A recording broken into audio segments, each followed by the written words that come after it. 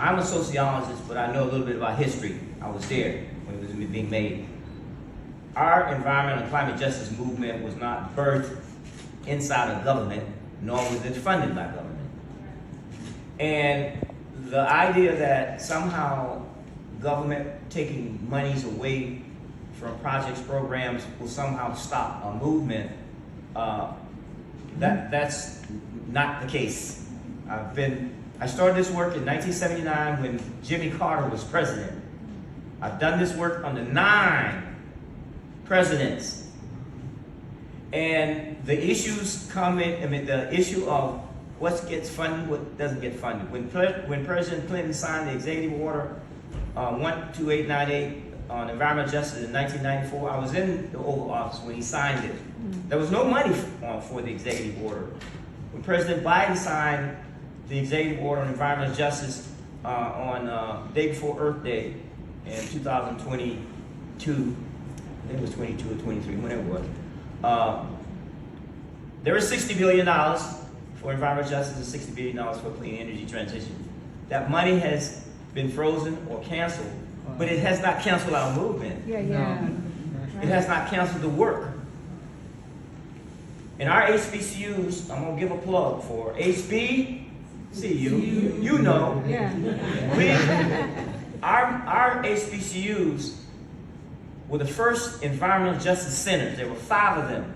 I left the University of California and came to Clark Atlanta University, my alma mater. Dr. Beverly Wright left Wake Forest and went back to Xavier. And there were 5 centers at universities all across this country. All 5 of them were the HBCU. For a decade, from the early 90s up until 2005, something like that, we carried the movement. Clark Atlanta University Environmental Justice Resource Center that I started in 94. Dr. Beverly Wright started Deep South Center in 92. There was a center at Hampton, center at Florida A&M University, and a center at Texas Southern University and Thurgood Marshall School of Law.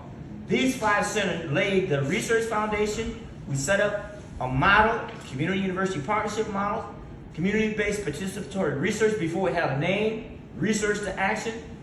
We're not gonna stop doing this work. Our community university partnership, and I see a lot of our community partners in the audience. I have students that are, I was supposed to be teaching class tonight. They're sitting right in here. So we will continue. And there are foundations that are called on a Zoom call. We get $5 million, $4 million. One funder gave us $5 million worth of stock. Amazon stock, which was better than money. So understand that there are resources that we know we can't match dollar for dollar what we've lost from the government. But we still have opportunities to do this work we call gap funding. Right. You know, you're on a train and they say, mind the gap. When I was in England, and I saw that thing that said, mind the gap, I didn't know what it's talking about. But I do know it means watch your step. Right. Take care. Fill in. We are filling in the gap for and raising monies that can support our community partners, because we don't want them to go under when we get the money back. Right. And so that's what we're saying. We have not given up. We are full steam ahead working on justice, because as I said, 4-year plan won't get it. We need a 40-year plan. Yeah. And our plan is to continue to do this work where there's a need.